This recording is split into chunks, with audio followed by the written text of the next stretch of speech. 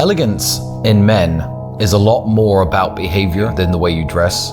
It's not a costume you could put on. It's very much your mannerisms and the way that you behave. If you were to put me in sneakers and sweatpants, I would still fit in a top-end restaurant more so than I would have done at 19 wearing a full suit.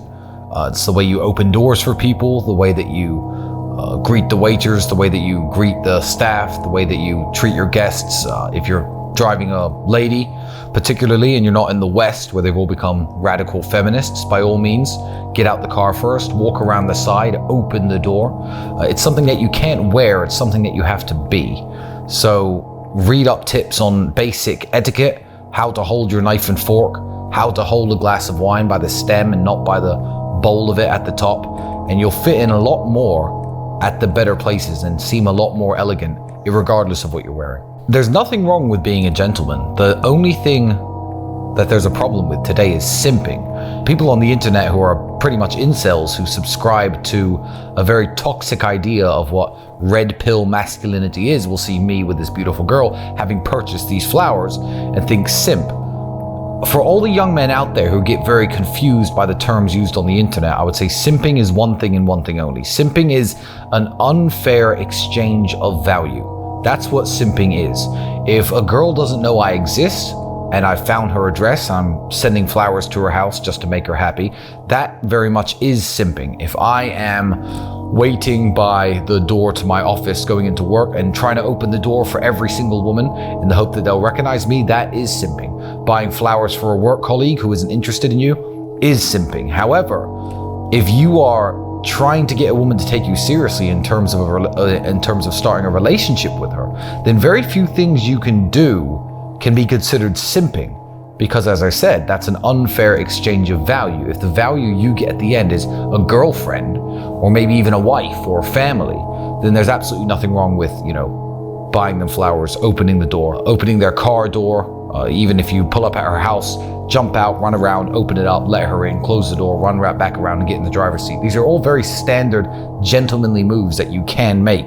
It's when you're making them for women who will never have a serious interest in you, that's when it becomes simping. It depends on the setting that you're talking about. If you're setting yourself amongst high value men and you want to seem more gentlemanly, then certainly cutting out foul language in the way you speak is the way. The one trick, I say trick, I guess the one trait and the one behavior I like is if somebody is getting up or leaving a table, to stand up yourself. And also when anyone wants to greet you or to shake your hand, whether it be male or female, never do it sitting down. If a man comes over to me and is about to walk over and sit at my table, I'll never shake his hand sitting down. I'll never say hi to a woman and give her a half hug sitting down. You always stand up, look the man in the eyes and shake his hand. Or you stand up, look at the woman in the eyes, give her a kiss on both cheeks. Sometimes it's 3, sometimes it's 1, depending on what country you're from. But never ever greet people from your seat. That is a #1 red flag. And also it's one of the most important because it's usually people's first impression of you. The first step to giving a proper handshake is not being a weakling. Because if you're weak and skinny and scrawny and you try to give this really hard handshake, it may be a firm handshake, but I also know you're trying too hard. Whereas if you've got big forearms and big hands and big shoulders and you've been training and you look like a strong guy, I expect your handshake to be firm. The #1 thing when people say firm handshake is people who don't know how to meet and greet men. They think that you have to squeeze the hand. You don't have to squeeze the hand at all. Less than half a centimeter of actual movement, but your hand should be rigid and unmovable. You can't have a malleable hand in someone's hand where, if they squeeze it slightly, your fingers are gonna bend. So nice firm hand, you grab and you squeeze just half a centimeter, that's it. No crushing, no trying to show you're stronger than anyone else.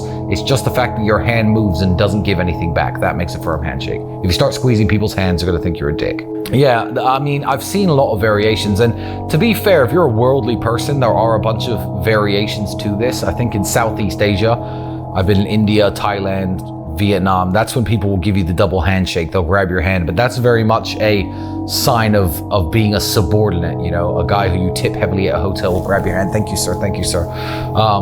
There are different etiquettes and ways to bow to certain people in Japan. I know you always have to bow lower than the person you're bowing to if he's in a position of seniority, but Japan's not a place I hang out a lot at.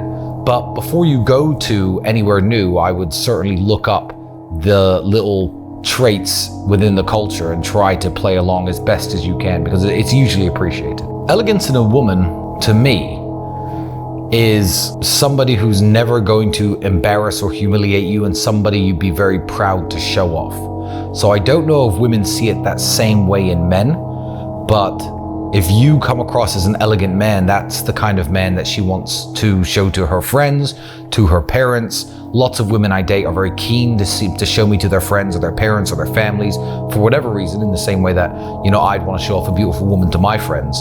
But when there's any rough edges, that's the kind of thing that will put you off wanting to show somebody off.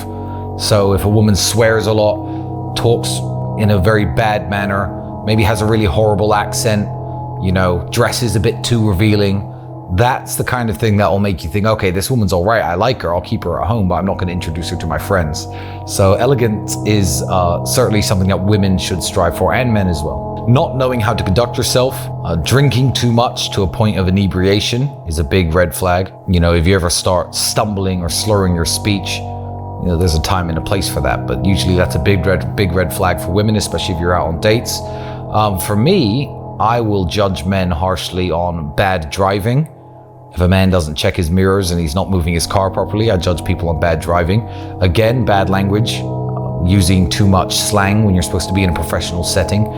Knowing the difference between a casual and a professional setting is very important. It's not just the language somebody uses, because the language I'll use with my friends is very different to the language I'll use on a Zoom call with a multi-billionaire businessman. So it's knowing the time and the place for certain types of behavior, because as men we can all be childish and we can all be juvenile, but you have to be able to distinguish one from the other.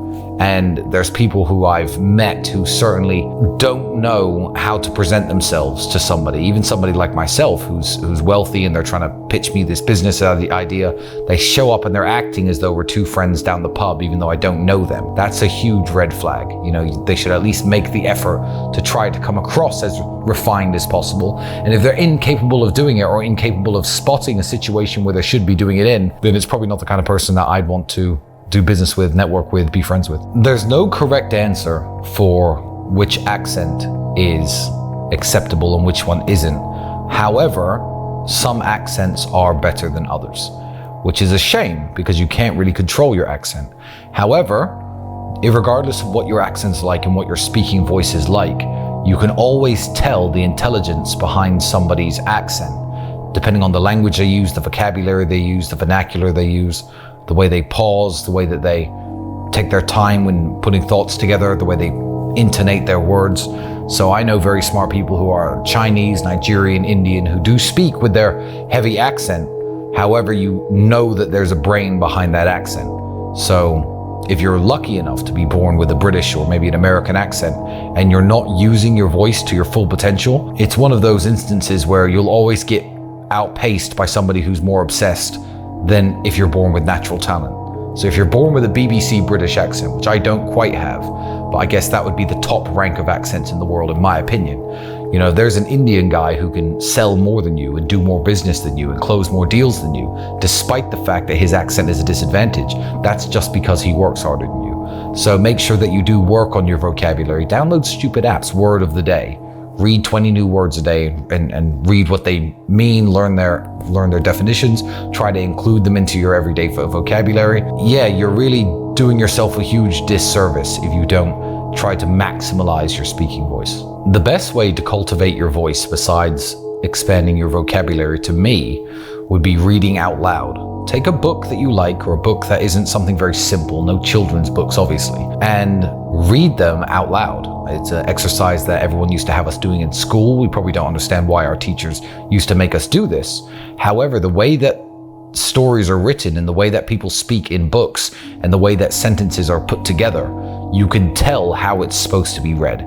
You can tell you're not supposed to just zoom through all the words like you do in your head when you're mentally reading it. So literally read it out loud. You can imagine how these characters are speaking to each other. You can imagine how they're trying to convey themselves, whether it be a sad moment of the book, an action-packed part of the book, somber, happy. It doesn't matter. You know what the characters are feeling at the time. So read out loud, and then when you find yourself speaking with your friends, if you find yourself talking really fast, and you're umming and ahhing, and you can't get your words together like this, then slow the fuck down. Slow down, think of what you want to say before you say it, and try to convey it in a very articulate, compendious way. A step you could take to come across as a more elegant person is always, I guess, to present yourself better. I try to give answers, and I've been trying to give answers that shy away from appearance, because appearance is so amazingly important, and everybody already knows that I don't want to give the easiest answer in the world. But certainly dress in a way that complements your body type. Try to wear a nice watch, have your hair cut, have your hair styled, have your facial hair either shaved or trimmed so it looks nice and you look sharp. I think that is certainly one of the most important things you can do as a man or a woman. And the simple reason is that first impressions are called first impressions for a reason, and it's very hard to shake them. Now, if you have no substance as a man, let's say you look like a Calvin Klein model, and you're in great shape and you're wearing a great suit, but you have no substance, there's nothing in your brain. The first appearance isn't going to get you that far. It's only going to get you the first 30 seconds of conversation, whether it be with a woman or a man or a business partner, or you're pitching somebody in a meeting. If you sit there and you can't speak well and you have no ideas and you're stupid and you're swearing and you're using bad language, that first impression will go out of the window very, very quickly. However, it's starting the race sprinting, if that makes sense. So always make sure you're presented well. That's standard. Introducing yourself with your first and last name is absolutely what you should do. And even if it's somebody famous who I'm meeting and that person knows exactly who I am, them and all their bodyguards and security guards and staff, I'll say, "Hi, Tristan Tate, nice to meet you." Look them in the eye. I'll always tell them my first and last name.